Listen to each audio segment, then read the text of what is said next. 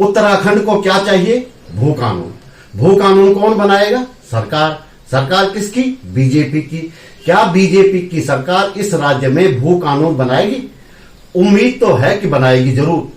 यदि आप भी ऐसी उम्मीद पाले हुए हैं तो छोड़ दीजिए इस उम्मीद को।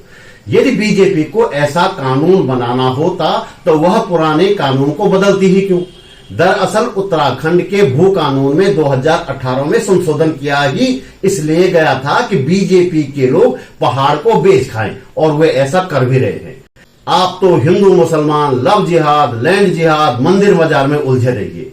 उनके नेता सब कुछ चौपट करने पर तुले हुए हैं। हमें लैंड जिहाद का डर दिखाकर पूरा पहाड़ कब जा रहे हैं।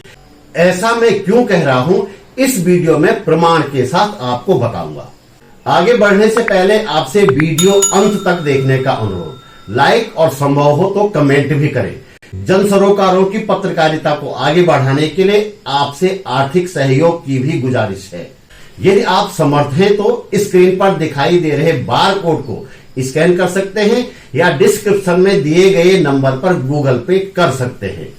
फिर कह रहा हूं, यदि आप समर्थ हैं तो। नमस्कार, आप देख रहे हैं सरकार की नहीं सरोकारों की बात बोलेगी। मैं त्रिलोचन भट्ट। आप पहाड़ में जहां भी रहते हैं अपने आसपास की जमीनों के बारे में जानकारी लीजिए। बहुत सारी जमीनें बिक गई हैं, नहीं बिकी हैं तो बिकने ही वाली हैं। निजी जमीनें तरह तरह के लालच देकर औने पौने दामों में खरीदी जाने वाली हैं। सरकारी जमीनों पर सत्ता की शह पर कब्जा किया जाने वाला है। आपको पता है, राज्य सरकार एक कानून बनाने जा रही है। इस कानून के तहत व्यवस्था की जा रही है कि यदि कोई व्यक्ति पहाड़ में अपनी जमीन पर खेती करना छोड़ देता है, वह जमीन बंजर हो जाती है और उस पर पेड़ उग आते हैं, तो सरकार उस जमीन पर कब्जा कर लेगी और उस जमीन का सरकार क्या करेगी?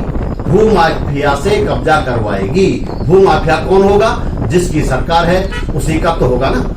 तो दोस्तों, ये होने वाला है, बल्कि हो रहा है। उत्तराखंड की जमीनों पर कब्जा किए जाने का एक खुलासा CPI-ML के राज्य सचिव इंद्रेश मैखुरी ने अपने ब्लॉग नुक्ता-ए-नजर में किया है। हम इंद्रेश मैखुरी से भी बात करेंगे। पहले समझिए कि कैसे भाजपा के लोग इस राज्य की जमीनों को खुर्द-बुर्द कर रहे हैं। दिल्ली में बीजेपी के एक कद्दावर नेता हैं तेजिंदर पाल सिंह बग्गा। ये दिल्ली बीजेपी के प्रवक्ता भी हैं और यह उनका कद्दावर होने का ही सबूत है कि वे भारतीय जनता युवा मोर्चा के राष्ट्रीय सचिव हैं और युवा मोर्चा के उत्तराखंड प्रभारी भी हैं। अब इन नेताजी का ट्विटर हैंडल खंगालिए। वे लगातार एक अन्य ट्विटर हैंडल BA प्रॉपर्टी वाला के ट्वीट रिट्वीट करते रहते हैं। इसमें उत्तराखंड सहित कई राज्यों में प्रॉपर्टी की खरीद फरोख्त संबंधी जानकारियां होती हैं।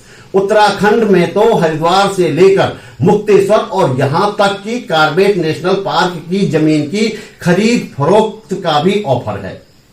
कौन है ये BA प्रॉपर्टी डीलर वाला? इसमें ज्यादा माथा खपाने की जरूरत नहीं है।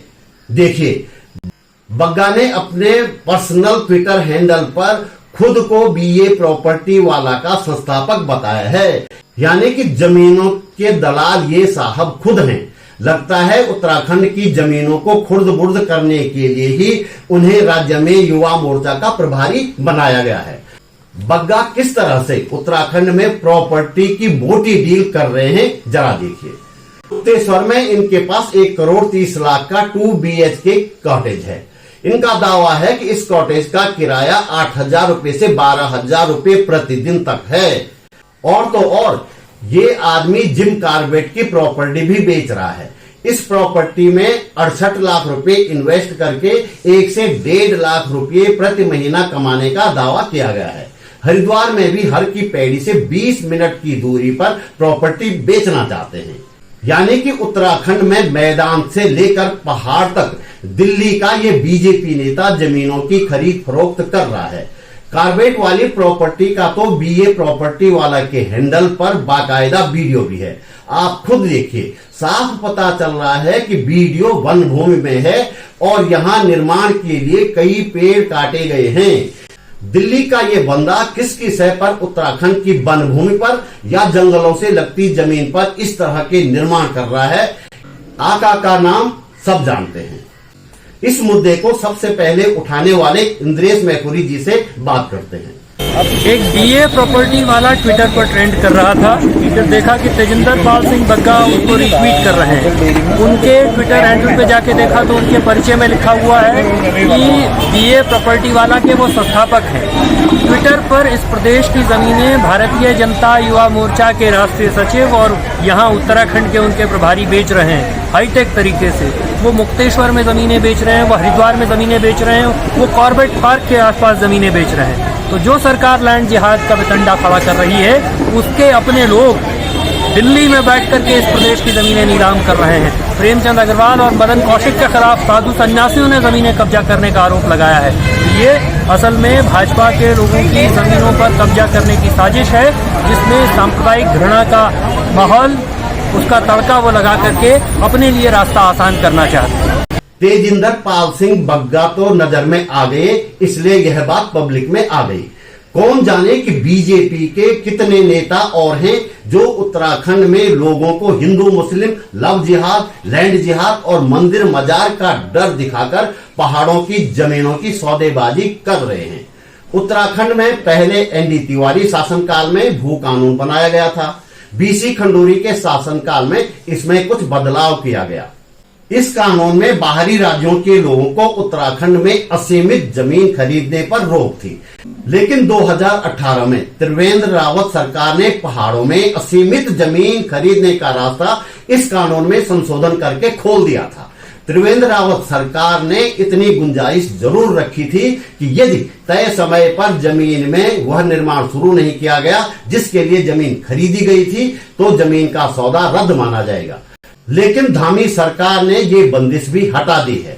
बग्गा जैसे लैंड जिहादी अब पहाड़ों में कितनी भी जमीन खरीद सकते हैं और जब मर्जी तब मोटे दामों में बेच सकते हैं। खेती की जमीन का लैंड यूज चेंज करने का भी कोई झंझट नहीं है, क्योंकि यह व्यवस्था त्रिवेंद्र रावत ने ही खत्म कर दी थी। बग्गा जैसा व्यक्ति जमीन खरीदता है तो उस जमीन का लैंड यूज खुद ब खुद चेंज हो जाता है। तो दोस्तों, ये ठीक से जान लो कि लैंड जिहाद वास्तव में कर कौन रहा है। मेरे वीडियो पर गालियां देने, मुझे कांग्रेसी या वामपंथी बताने से कुछ नहीं होगा। आंखें खोलिए, बीजेपी और संघ के लोग आपको अल्पसंख्यकों के नाम पर बरगला रहे हैं। संभलना है तो संभल जाइए, हम आपको आगाह कर सकते हैं, कर रहे हैं। इस वीडियो में इतना ही। जल्दी मिलते हैं एक और वीडियो के साथ। नमस्कार।